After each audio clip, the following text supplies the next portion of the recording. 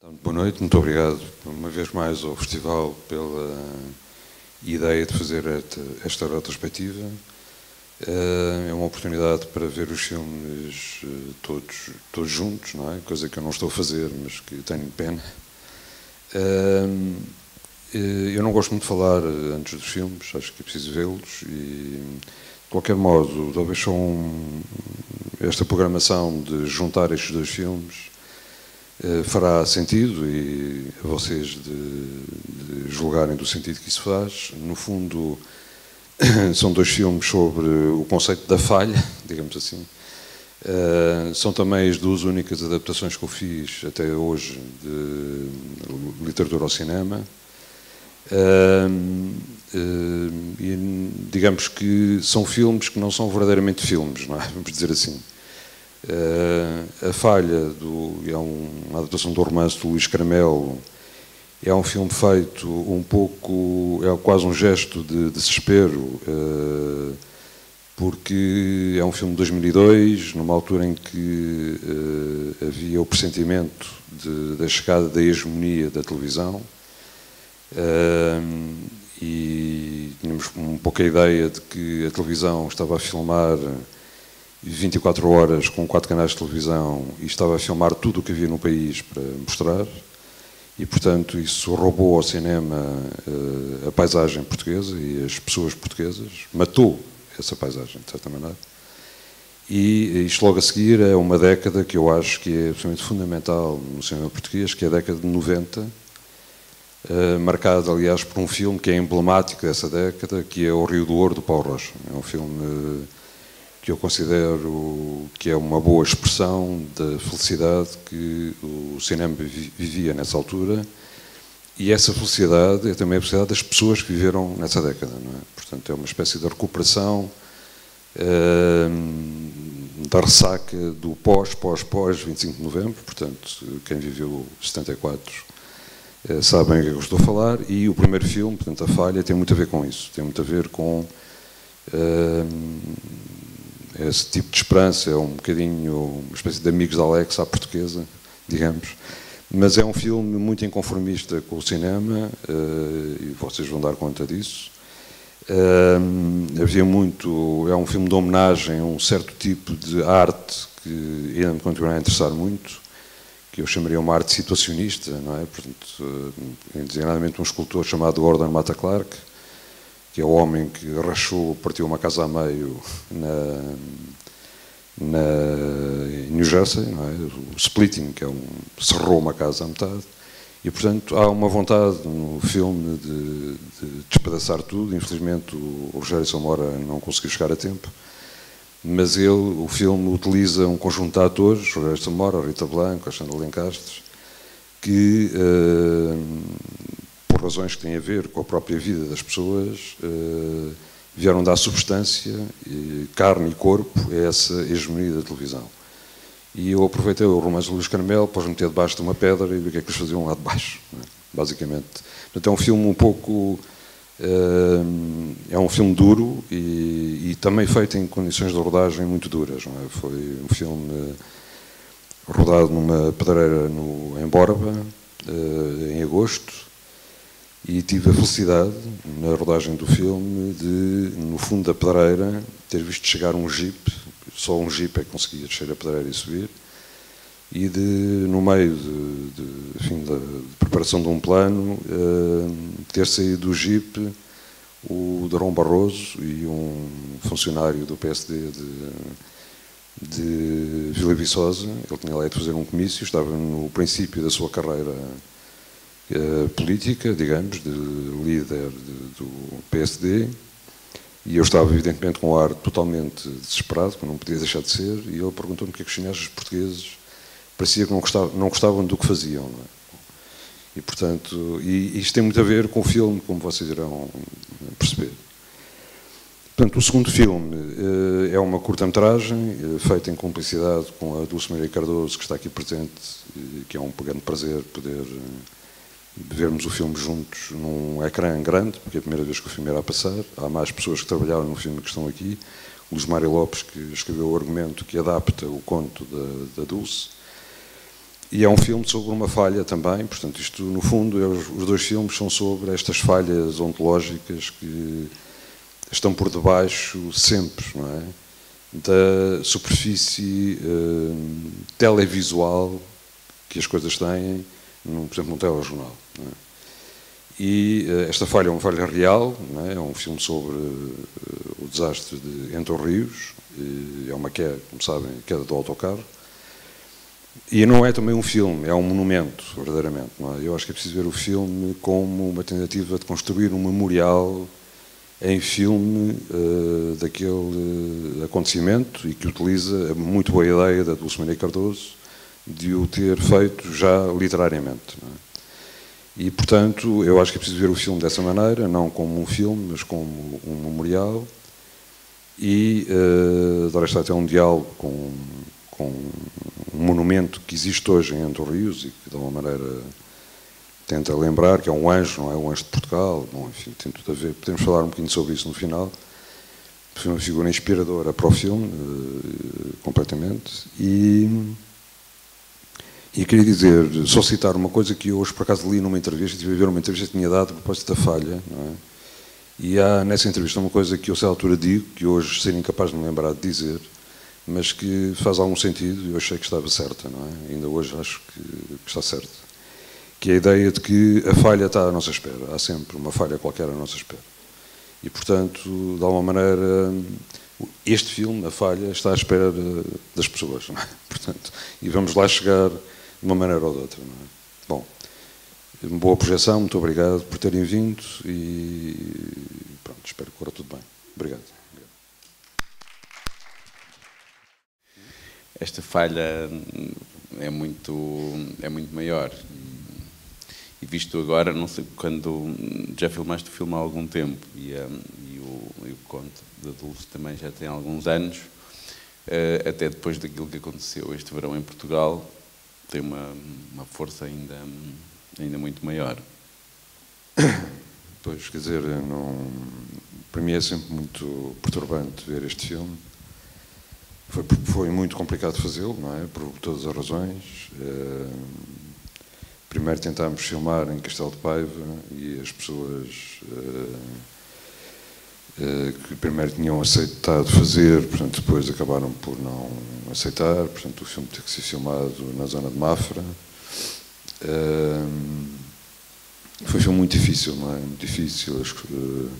Há uma coisa que é extraordinária no filme, a primeira tempestade é mesmo real, portanto, eu lembro-me de ter estava no interior de um caminhão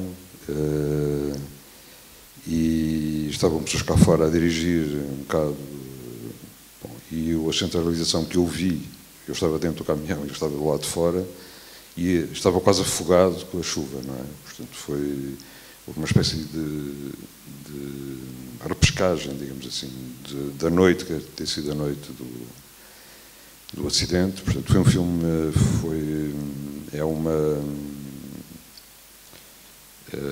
por tudo, não é? Quer dizer, é realmente, eu penso que a Dulce tem sentido o mesmo e o Luís a escreverem, mas o dar corpo a isto foi muito complicado, não é?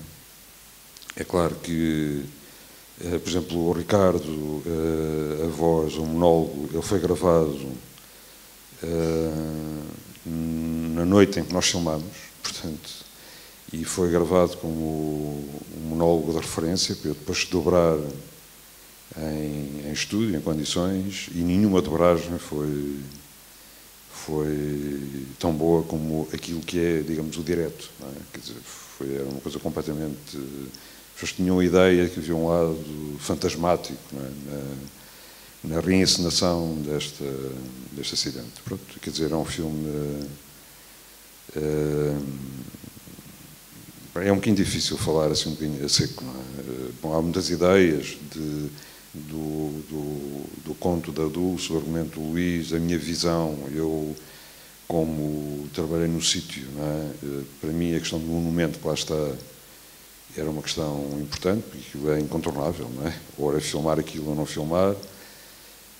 O monumento tem uma ideia que é muito boa para mim, que é a ideia do anjo, E, digamos, o anjo, que no conto e no argumento não tem uma figura tão definida, para mim ficou muito claro que era mesmo um anjo, que era... De facto, é verdade que ninguém sabe muito bem quantas pessoas é que estavam dentro do autocarro quando ele caiu. Evidentemente que eu depois vim a saber lá em cima histórias, não é? Que não se souberam na imprensa e não são conhecidas, e são histórias tremendas, não é? De toda a loucura que isto foi, não é? Esta noite foi. Os erros que se fizeram, portanto, há uma pessoa, por exemplo, que foi... portanto, foi recolhida na margem, um cadáver, não é? E com erva na mão, portanto, sabe-se que ela estava viva quando chegou à margem, portanto, as pessoas não morreram todas na queda do autocarro, não é? Morreram também porque a noite é a noite e porque não havia, simplesmente, uma coisa completamente primitiva, tal falha que está sempre à nossa espera em algum sítio, não é? Neste país em particular, porque realmente há uma superfície que eu acho que no primeiro filme se tenta mostrar, não é? Que essa ideia da superfície televisiva, não é? Que de alguma maneira neutraliza as coisas que são mesmo decisivas, não é? E onde a vida e a morte se jogam e que diz respeito a cada um, não é? No fundo. Estava eu a dizer que o anjo era importante, porque é evidente que o anjo, eu não sei se a ideia da pessoa que fez a escultura foi essa ideia ou não, mas isto é o anjo do Benjamin, não é? Do Walter Benjamin. É o anjo que vai em direção ao futuro, olhando para trás, mas não pode fazer nada para remediar seja o que for, não é? E a posição das mãos do anjo é muito interessante. O Ricardo Trepa, ele é quase há uma presença, não é? Entre o Trepa e o anjo. Há aqui coisas muito interessantes, para mim, que me alimentaram muito o filme. O Ricardo Trepa, ele é um prolongamento do personagem do Angélica do Oliveira, está vestido da mesma maneira, portanto, que, como sabe, quem viu o filme, sabem que é levado para os céus pela morta Angélica, não é? Portanto, há aqui um lado um bocadinho ciclópico, mas pronto, enfim. Como é que chegaste, a Dulce descreveste este conto, vamos primeiro ao conto e depois à adaptação. Quando escreveste este conto já havia memorial? Não. Eu não sei, acho que já havia, mas eu não sei porque eu nunca fui lá. Eu, ao contrário do João Mário, eu nunca fui lá. Eu também, eu fico muito perturbada a ver o filme, porque, de alguma maneira, as imagens são mais terríveis do que aquilo que eu penso sobre o assunto. Eu escrevi este conto a convite de uma iniciativa que era do Centro Comercial Colombo, ia dizer Cultural Colombo, e aquilo era uma coisa para Natal, o tema era solidariedade e depois ia ser distribuído gratuitamente, acho eu. E eu lembro-me que achei a iniciativa má, mas aquilo pressupunha 200 mil exemplares, uma coisa assim. E eu pensei, nunca mais vou ter 200 mil exemplares. E isto, como agora, infelizmente, os incêndios, era uma coisa que me envergonhava-me enquanto cidadã. Entristecia-me, evidentemente, mas uma tragédia destas, há sempre a dor da perda, mas depois há aqui uma vergonha, quer dizer, porque há negligência e porque as vítimas são vítimas particulares, não são as cidades, não é? São aquelas pessoas naquela aldeia que iam ver as amendoeiras em flor. E tudo isto era naturalmente literário. E essa foi, mas depois o Luís falará melhor sobre isso, essa foi a grande dúvida, eu acho que é o que se confronta quando se pega nestes temas, que é como fazer as coisas sem tornarmos as vítimas mais vítimas, ou seja, sem nos aproveitarmos disso. E nisso eu acho que João Mário, Luís, claro que cada pessoa terá a sua opinião sobre isto, mas nós pelo menos tentámos, e foi uma preocupação, independente da visão anjo ou não anjo, ou leitor ou não leitor, ou responsabilidade, mas o que nos norteou aos três foi, como o João Mário disse, homenagear e, de alguma forma, e de todas as formas, portanto, tendo sempre o cuidado de não tornarmos aquelas vítimas mais vítimas. Não é? Há uma coisa que é muito importante, e que a Dulce sempre me disse, e o Luís também repetia, que é os nomes. Não é? E isso, a ideia, no argumento, os nomes eram lidos, não é? Portanto, havia uma voz, não é? E eu achei que, pronto, o Requiem do Mozart, a Lacrimosa, que é uma coisa que tem a ver, é uma história que tem pessoal também com esta peça, mas a imagem do rio e os nomes escritos porque a ideia era que o filme, aquilo faz parte do filme, não é uma imagem do filme, não é? Quer dizer, os nomes são, e era a tentativa de não desligar as pessoas da linguagem que o filme tem, e portanto, mas para mim era muito importante, não é? Ir com o filme até ao fim. Aliás, quem está a seguir a retrospectiva sabe que eu vou até ao fim dos filmes, não é? E depois dos genéricos acontecem coisas, não é? Portanto, e é sempre um combate que eu tenho com os projecionistas, que é para não acenderem a luz, irem até ao fim do filme, porque, por exemplo, no Tapete Voador, quem viu o filme sabe que no final do filme há uma chave absolutamente fundamental para perceber. Quer dizer, o final do filme reinstala o filme, não é? Portanto, e quem não vê esse final... Aquela imagem do bem. Sim, claro. Aliás, isto dos nomes é muito importante, porque eu tinha, quando escrevi o conto, eu queria de facto os nomes, foi logo desde o início, eu sabia que ia ter os nomes todos, e depois escrevi para lá a pedir os nomes. E não havia, eu entrei em contacto com a Associação das Vítimas, e eles não sabiam, não tinham os nomes. O António Barata, que fez o estágio connosco, e ele próprio também teve esse problema. Pronto, ainda continua. De fixar os nomes. E depois um senhor foi ao monumento, ao memorial, e copiou os nomes. E então eu recebi, por carta, uma lista, numa letra muito incerta, uma letra não treinada, não é? Uma letra muito incerta daqueles nomes todos. E de alguma maneira, se eu tinha dúvidas em escrever este conto, eu percebi ao receber aquela lista que eu não deveria ter dúvidas, mas que devia ter certezas, e tinha mesmo o dever, porque aquelas pessoas eram tão esquecidas que nem sequer aquilo que... Isto é 2001, não é? Portanto, eu escrevia já não me lembro, em 2000 e quanto? 4, talvez, não sei. Portanto, nós estamos...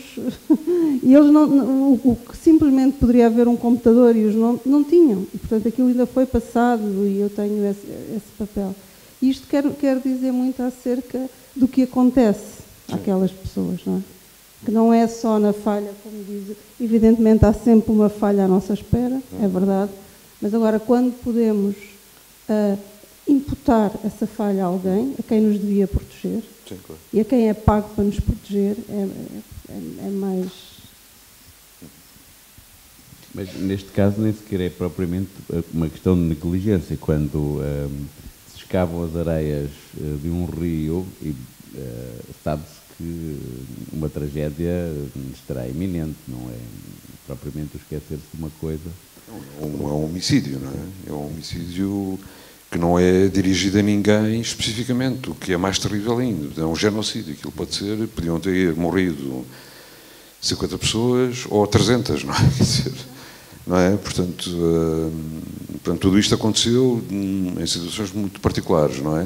A noite, a chuva, a tempestade, parece uma coisa assim exemplar, mas qualquer situação seria exemplar, não é? Se isto tivesse acontecido de dia, sem chuva, e a ponto tivesse caído, continuaria a ser exemplar. Portanto,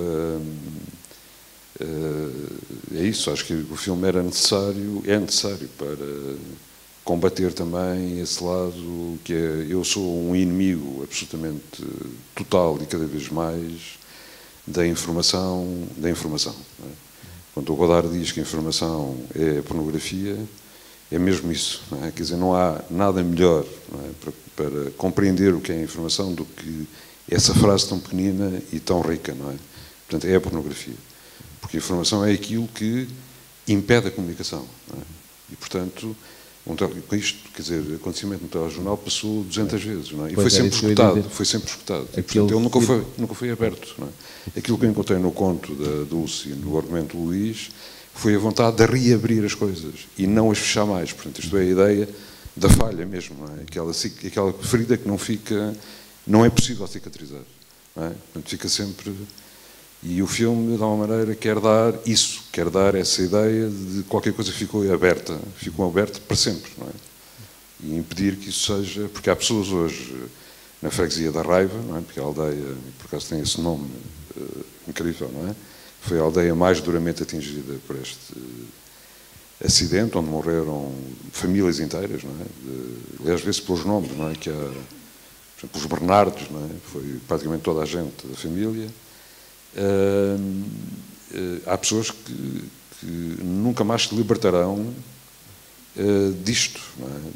desta falha, não é? E, portanto, tem que haver uma partilha disto, tem que haver uma partilha. Acho que o cinema, porque é aquilo que combate a informação, não é? E, portanto, que a faz derivar para outro canal, não é? Porque a informação pode ser derivada para canais que não são informativos, tem o dever de reabrir as coisas, não é? Eu sempre me preocupei com isso. O Processo do Rei, por exemplo, é um filme onde eu não quis restaurar o Afonso VI, quis reabrir aquele problema, aquela ferida, não é? E temos que viver com as feridas, não é? Porque senão andamos todos a tornar-nos dependentes dos curandeiros das feridas, que são os jornalistas, os Miguéis, Sousa Tavares, todos os comentadores televisivos, são curandeiros dessas feridas, são pessoas que tentam meter, parece que não, mas na verdade o que estão a fazer é tomar o nosso lugar, E o cinema, porque as pessoas estão sentadas na sala escura, cada um no seu sítio, não é? Dirige-se a cada pessoa, portanto, não há aqui nenhuma voz que substitua a consciência de cada um. Pelo menos, enfim, é o que eu tento não fazer. Agora passar a palavra ao Luís, e no fim do filme aparece mesmo umas frases que são uma acusação, aquilo em que todos nós pensaríamos, mas que se calhar pouco se atreveriam, depois de ver este filme, escrever aquilo. Eu acho que tudo o que foi feito, quer a Dulce ao escrever o conto, quer agora o João Mário ao fazer o filme, tem a ver e reponho como é que nós lidamos com a responsabilidade. Tem a ver com isto, que há falhas que acontecem, mas há situações onde há responsabilidades que devem ser imputadas. E se calhar nós, portugueses, ou não sei, lidamos de uma maneira irresponsável com a responsabilidade. E, portanto, a Dulce, ao ter escrito poucos anos depois da queda da ponte, não esquecerás, como um mandamento que deveria ser cumprido, de alguma maneira isso só pode ser resgatado aquelas vítimas através de um gesto artístico que a Dulce teve literariamente e que agora o João Mário teve também cinematograficamente, e já agora pelo caminho, pelo meio, a Mónica Calha também num espetáculo que fez iluminações também utilizou o conto da Dulce. E, portanto, isto é a única maneira de guardar as coisas para sempre, é realmente, possivelmente será, através da arte. Aquilo que é artístico, só o tempo é que decide. E era importante que a Dulce tivesse escrito o conto e que depois o João Mário tivesse, e que haja várias pessoas a tratar artisticamente estas coisas que acontecem e que não deviam ter acontecido, porque se calhar sabemos lidar mal com isso. Por exemplo, meio ano e uma semana depois da queda da ponte, deu-se 11 de setembro, e meio ano e uma semana certos. E todo o mundo conhece e fala sobre o 11 de setembro. E em termos proporcionais, a tragédia que aconteceu em Portugal é da dimensão do 11 de setembro. Claro que é simples quando existe um responsável a quem se atribui, digamos, alguém a quem se põe as culpas e que se persegue ou que se arranja uma espécie de delegar as culpas que eventualmente possam também cair sobre nós, noutras pessoas. E depois, isso a propósito do que perguntavas das últimas frases, realmente não é importante, há situações que não podem não deixar de ter culpa, ou pelo menos, e não é que isto tenha sido, quer a Dulce, quer o João Mário, de fazer, ou eu, fazer um tribunal de atribuir as culpas, até porque a Dulce, o conto da Dulce começa de uma maneira que não podia ser transposta para cinema e que faltava depois a ideia do anjo veio de alguma maneira substituir isso, que o conto começa, tu leitor, vem cá, caminha comigo por esta estrada, e portanto de alguma maneira a Dulce convoca o leitor, e todo este trajeto que depois vemos pelos olhos do anjo, que depois tem aquele subtítulo Visão de um Anjo, visão nos dois sentidos, visão do que o anjo vê e visão de nós vermos o anjo. De alguma maneira substitui, ou foi a solução que arranjámos para que aquilo que a Dulce faz, que é pôr-se também ela e ao leitor no autocarro, e a fazer tardar o trajeto do autocarro e a fazê-lo sincronizar-se com o momento da tragédia, e depois tem aquela acusação máxima, que é que as maiores acusações são aquelas que nos são dirigidas, porque tudo tardamos. Exatamente, está no filme, está no filme. E de alguma maneira isto para dizer, todos nós somos culpados, até porque deixamos, contrariamente ao que outros fazem, como o Vitor falava no 11 de setembro, de fazer, resgatar e salvar artisticamente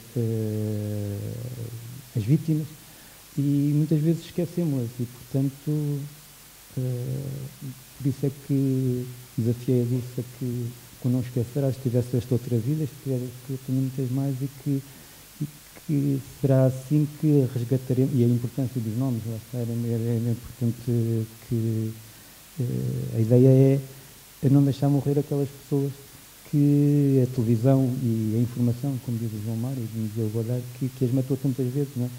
Vimos-las tantas vezes durante tão pouco tempo e esquecemos-las depois tão depressa. Esperemos que assim se consiga de alguma maneira resgatá-las.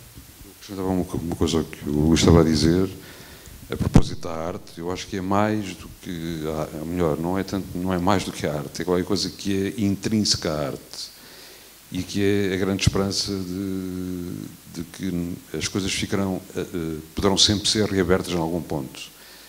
E isso que é o que faz um bocadinho a transmissão entre a literatura, o cinema, a pintura, a arte em geral, que tem a ver com a poesia, não é? Com a poesia. Quer dizer, a poesia é a esperança, não é? Quer dizer, e é preciso ir à procura do poema da coisa, não é? Mesmo que esse poema seja incrível, não é? Incrivelmente duro, não é? Portanto, aquela frase do Adorno, não mais poesia depois de Auschwitz, não é bem, é preciso entendê-la com o que ela quer dizer, não é? Quer dizer, não pode ser, é mais a mesma poesia. Os poemas mudaram, não é? Agora, filmar, ou escrever, ou pintar, ou criar, é filmar o poema da coisa, não é? É dar forma ao poema da coisa. Porque o poema não é a poesia, o gesto poético que o cria, ele já lá está. Quer dizer, no acontecimento de Entre os Rios, já há um poema. Quer dizer, aquilo que a Dulce, o Luís e o que eu tentei fazer no Dia dos Possíveis, e que o escultor do Anjo tentou também, foi dar uma forma ao poema daquilo. Não é? E, bom, e só para não esquecer o primeiro filme, já agora, quer dizer, é também, há um poema ali, não é? Quer dizer, eu por acaso hoje tive prazer em reencontrar o filme, porque sei o espírito com que o fiz, e o lado também de resgate, quer dizer, foi um filme completamente levantado do chão todos os dias, não é? Portanto, por circunstâncias que têm a ver com a produção, com todos os dias, num sítio completamente brutal, que é aquela pedreira, não é? Ninguém sabia como é que aquilo se ia passar. E eu fiquei admirado, não é? Sinceramente, fiquei admirado com um grande ator, extraordinário neste filme, que é o Orlando Costa, um ator gigantesco. quer dizer, e que, pronto, deu-nos imenso trabalho durante a rodagem, que é um ator com uma tradição completamente diferente. Gostei muito dos atores, não é? Achei Teresa Robi extraordinária, portanto, e acho que eles perceberam melhor, quer dizer, eles hoje, ao ver o filme, pela maneira como eles funcionam no filme, eles acordaram em mim o espírito com que eu o fiz. É muito interessante isso. E portanto, não é lembrar-me da rodagem, não, é encontrar o que é que fez um bocadinho a continuidade desta loucura, porque o final é uma loucura, não é? E é muito giro, quer dizer, tem piada, enfim, tem piada, eu recordar isso, eu achei piada, gostei. E, portanto, por exemplo, há 20, o filme já não sei quanto tempo é que tem, para 15 anos, 2 não tinha a força que tem hoje, não é? Eu acho, curiosamente. Deverias andar a filmar quando aconteceu a tragédia dentro. Sim. Exato.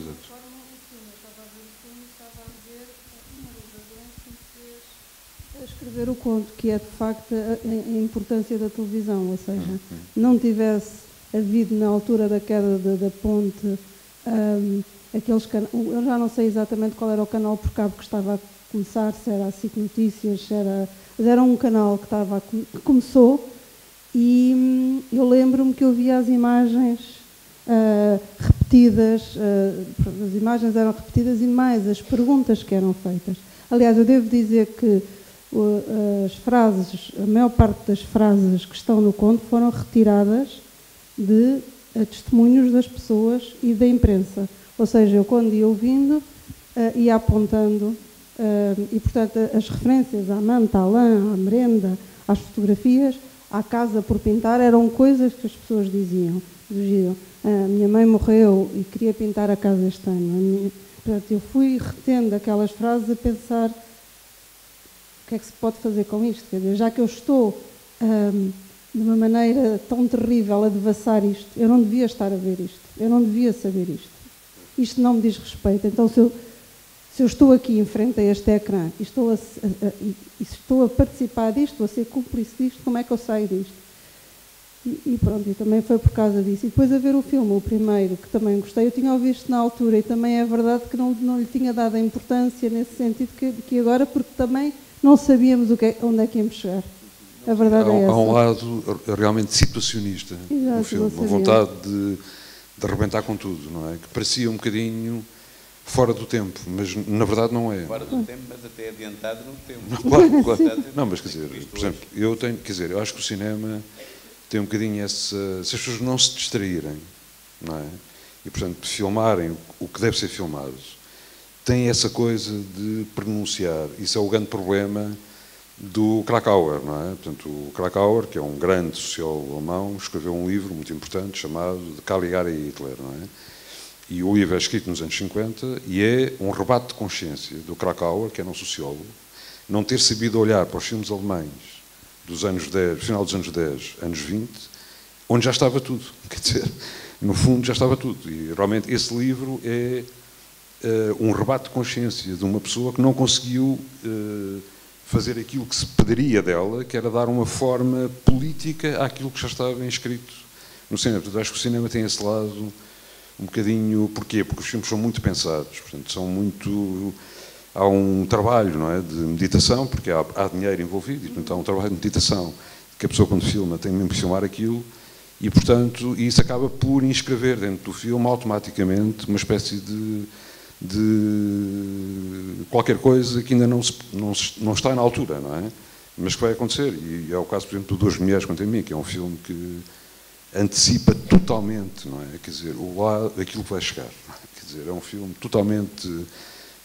por acaso, um filme muito... Não sei quando é que o filme passa, mas há a passar um dia destes, mas é um filme muito filmado à alemã, quer dizer, um bocado no espírito de um grande cineasta alemão, que as pessoas não viram muito, chamado Pabst, não é? E havia nos cineastas alemães dos anos 20, do Kammerspielfilm, dos pequenos filmes de câmara, portanto, as pequenas histórias, a Buceta de Pandora, por exemplo, não é? Havia esse fermento, eu acho que vocês viram o M do Fritz Lang, por exemplo, não é? Esse fermento de estavam habitados por uma coisa, habitados por uma desconfiança, uma suspeita e uma desconfiança. E filmaram isso, e é maravilhoso, quer dizer, porque filmaram o medo e a impotência. Não é?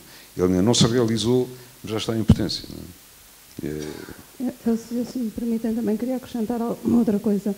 Depois, nós estivemos aqui sempre a falar do ponto de vista teórico do filme, de como porque uma vez que há um acontecimento real em que o filme se baseou, mas eu também quero salientar de que gostei muito do filme, agora tirando essa parte toda que o sustenta, em termos estéticos, meramente estéticos.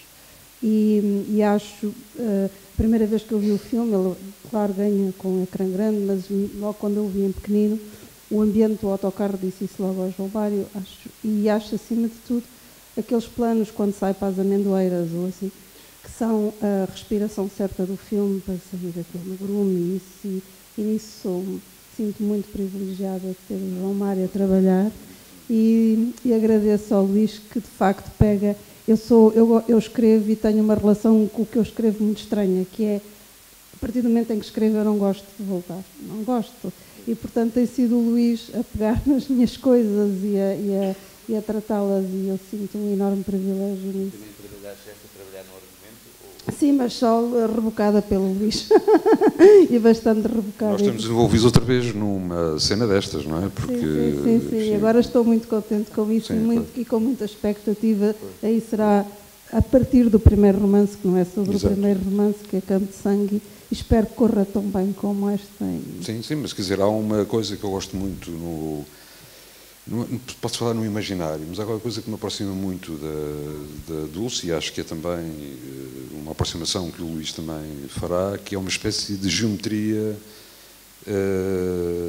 interna, quer dizer, é uma espécie de escultura, não é? Uma cena escultórica.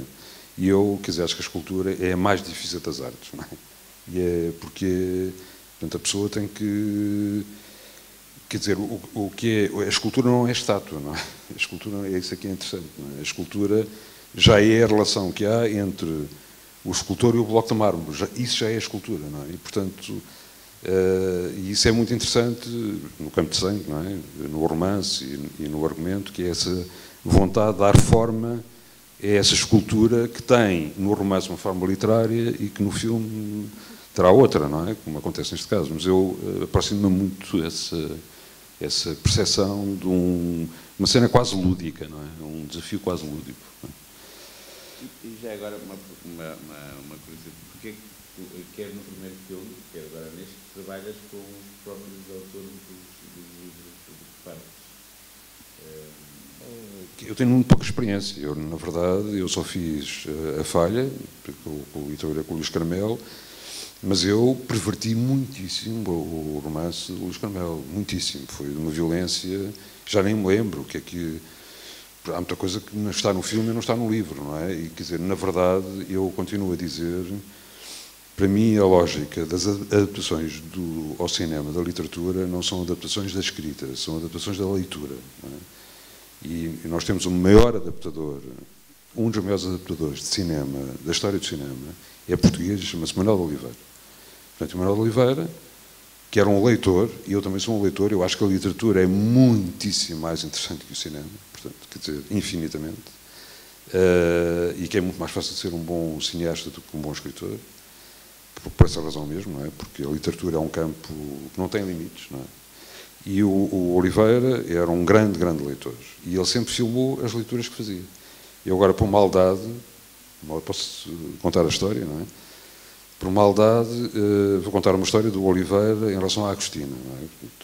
As pessoas devem conhecer que havia sempre entre o Oliveira e a Agostina um problema muito interessante. Não é?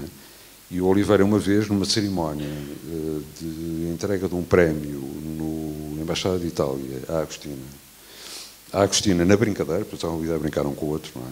A Agostina dizia, você que adapta o Camilo de uma maneira e adapta-me a mim de outra. E ele dizia, não, desculpa lá, a maneira é a mesma.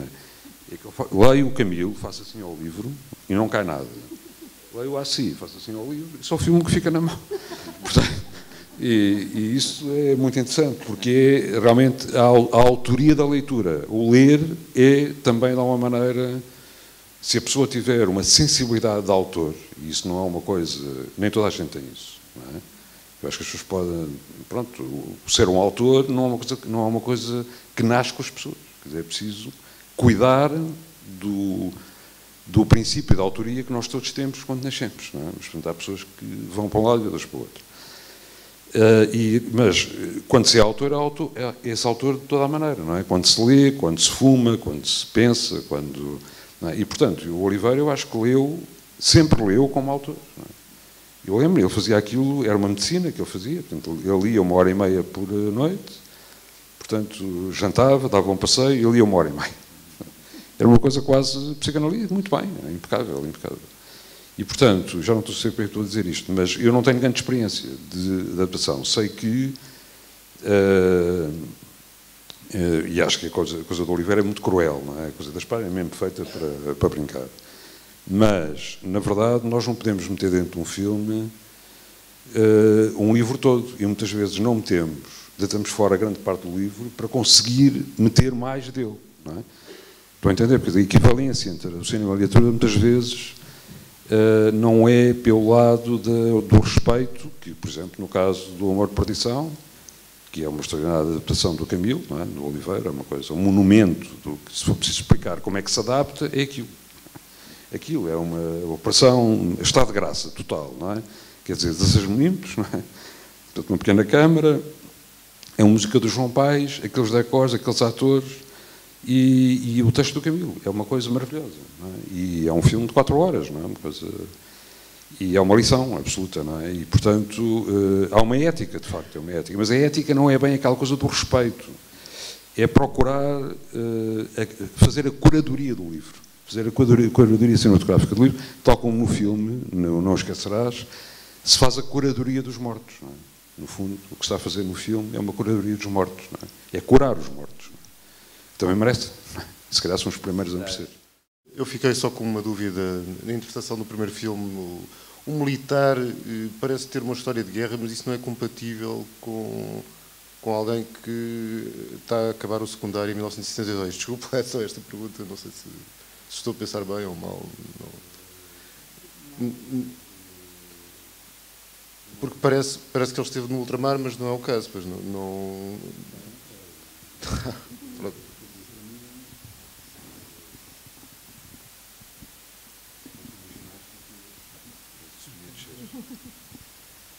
Não, quer dizer, tudo... para mim, um militar é aquilo, não é? Esteja no ultramar, ou no Vietnã, ou seja um espectador de filmes de guerra, é aquilo, não é? Portanto, quer dizer, eu diria que ele poderia ter estado no ultramar, de facto, não é? Mas, de qualquer maneira, há todo o lado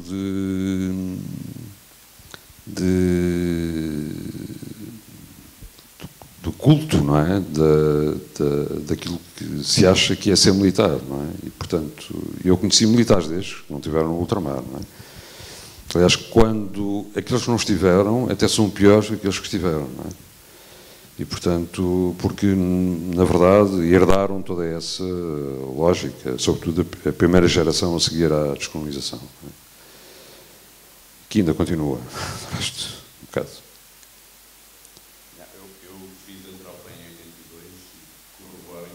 Sim, eu sou objetor de consciência, não é? E, portanto, sei bem porque é que objetei, não é? Eu sei bem aquilo que objetei. E não foi por causa de ir para o ultramar ou não, porque na altura já nem se punha a questão, não é?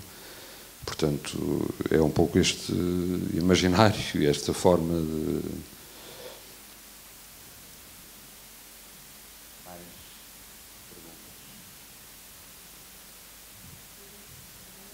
Não, ia só dizer a propósito disso que o João Mário estava a dizer nas adaptações de respeitar, eu acho que respeitar, às vezes respeitar é não mexer, e não tem nada a ver com isso, portanto, muitas vezes respeitar é até mexer muito, de alguma maneira,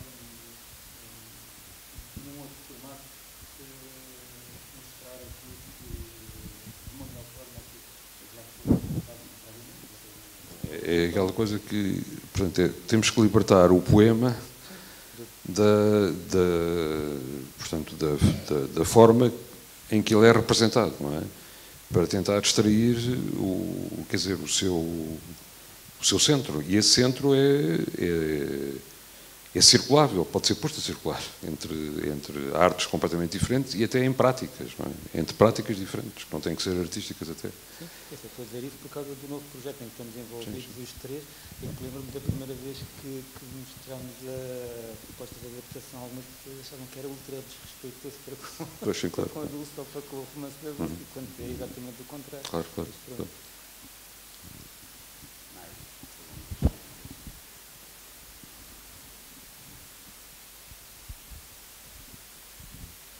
Olá, boa noite.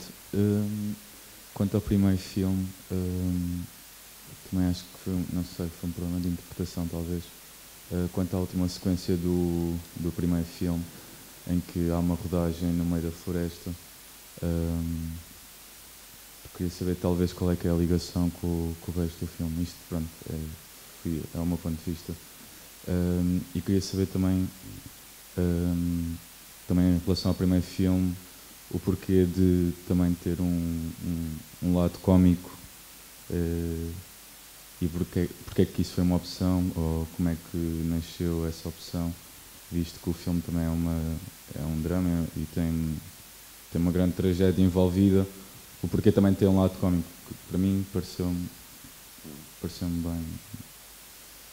Sim, muito obrigado. Eu acho que, bom, em relação à primeira pergunta, que tem a ver com a questão da rodagem do filme, portanto, a rodagem do filme, para mim, tinha a ver com a expectativa de acordar no espectador a ideia de que está a ver um filme. Não é? Portanto, são filmes que se interceptam um ao outro. Não é? Bom, e, portanto, essa rodagem é uma espécie de representação daquilo que de facto acontece numa rodagem, que é quando se está a filmar, ou se espera que as coisas aconteçam, não é? Ou então bloqueiam-se as coisas para que elas não aconteçam. Não é?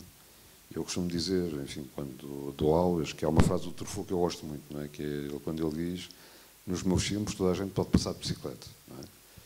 E isso pode parecer uma coisa, é uma anedota, mas não é uma anedota, porque deixar uma pessoa andar de bicicleta no plano de um filme acarreta montes de problemas. Não é? O que é que se faz ao plano a seguir? Não é? Quando o tipo da bicicleta já se foi embora, como é que se filma ao contracampo? Não é?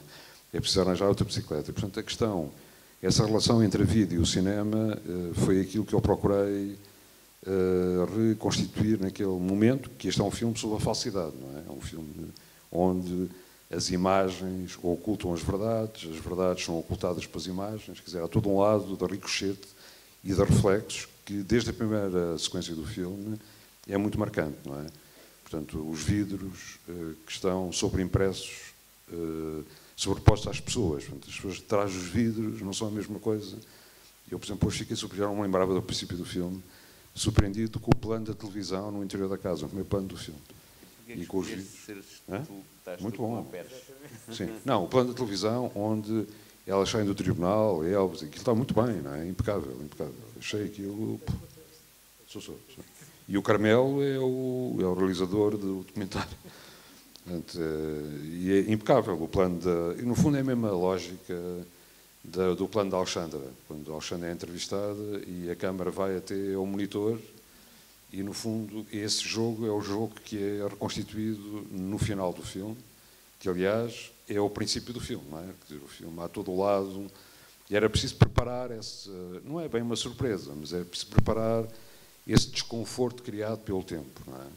E aquela rodagem é mais um artifício, é mais uma dimensão, mais um layer, não é? Se pode dizer assim, para complicar as coisas, dizer que as coisas não são simples e não há que procurar uma linearidade, não é? Entre causa e efeito. Isso é o trabalho dos americanos. Os americanos é que estão sempre preocupados com que o princípio do plano é uma causa e o final do plano é uma consequência. Neste caso, o final do plano pode ser uma causa e o princípio uma consequência. Não é? E eu acho que é a tradição do cinema europeu, não é? É um pouco inverter esse lado da causalidade. Em relação à segunda questão, do lado cómico, é porque o filme é altamente performativo, não é? Altamente performativo, no sentido de dar liberdade, não é bem improvisar ou liberdade aos atores, mas é deixá-los ser um bocadinho quem são, porque eles têm mais ou menos a idade dos personagens que estão a representar. E, portanto, por exemplo, a Teresa Robbie, ela própria, quer dizer, a música do Kid Creole, acho eu, foi um trabalhão enorme para conseguir os direitos da música, e era um disparate, depois de conseguir os direitos da música, eu obrigá-los a dançarem de uma determinada maneira, não? Quer dizer, e ela é maravilhosa, quer dizer, aquele vestido amarelo, tudo muito bem. Uma Mónica Sintra, não é? Quer dizer, está bem, quer dizer, é possível ter um casamento com a Mónica Sintra a cantar, etc. Como é um casamento de cinema, isso é possível. Num casamento real, se calhar é mais complicado. Mas, além disso, tudo também ajudou a um lado happening, não é? Que no filme existe e que tem a ver com essa questão situacionista de que eu falei. Há muitas sequências que foram desenrascadas pelos atores, não é? Um bocadinho entregues a si próprios e, portanto, a comédia aparece no meio da tragédia e até porque há todo o lado de entrevistas, não é? Então, por exemplo, o Adriano Luz, que é magnífico, não é? Na entrevista dele no comboio, aquilo, quer dizer, tem um lado cómico, mas não é cómico, não é? Quer dizer, aquilo podia ser uma entrevista a uma pessoa, não é? Quer dizer, portanto, a comédia faz parte da vida, não é? Quer dizer, é uma dimensão da vida, não é? E, se calhar, aquilo que nos faz... Eu sou um grande apreciador de comédia, não é? E adorava fazer comédia, adorava. Muito difícil, muito difícil. Mas estou de acordo, eu não acho que não é bem a comédia, é mais a questão da ironia, não é? Mais uma questão de ironia, provavelmente, de comédia.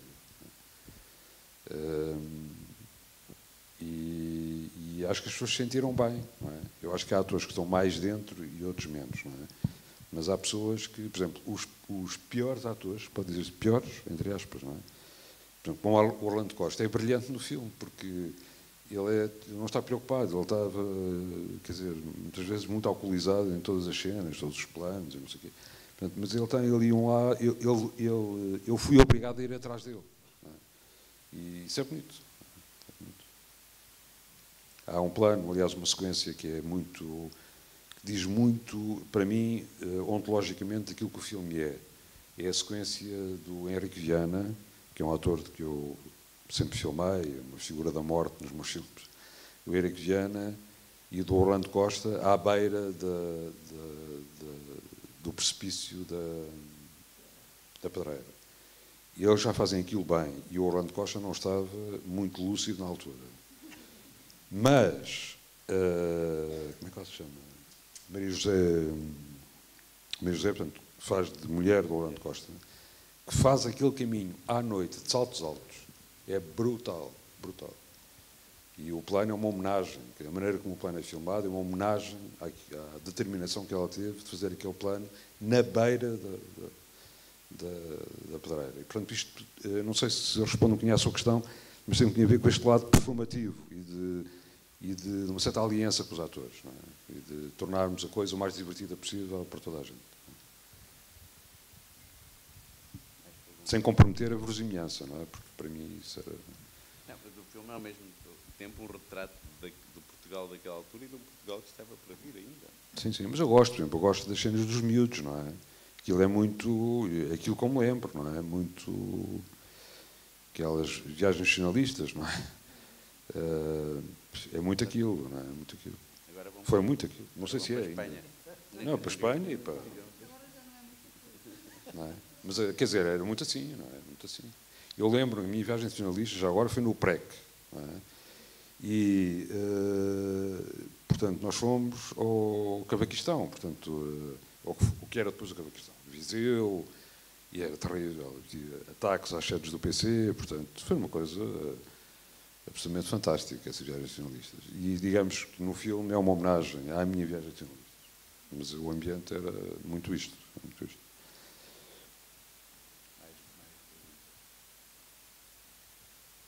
Há a música portuguesa, o rock português, que é bestial. Pá. Não, o rock português daquela altura, magnífico, sim, pá, que é rock sinfónico. Sim, a canção que se ouve na viagem finalista. Sim, claro. Muito... Nós tentámos, eu devo dizer, eu tentei, não é? Muito, os Pink Floyd, não é? O Dark Side of the Moon. E tentámos, não é? E finalmente responderam-nos que não autorizavam. Mas foi a música com que eu andei durante a rolagem do filme.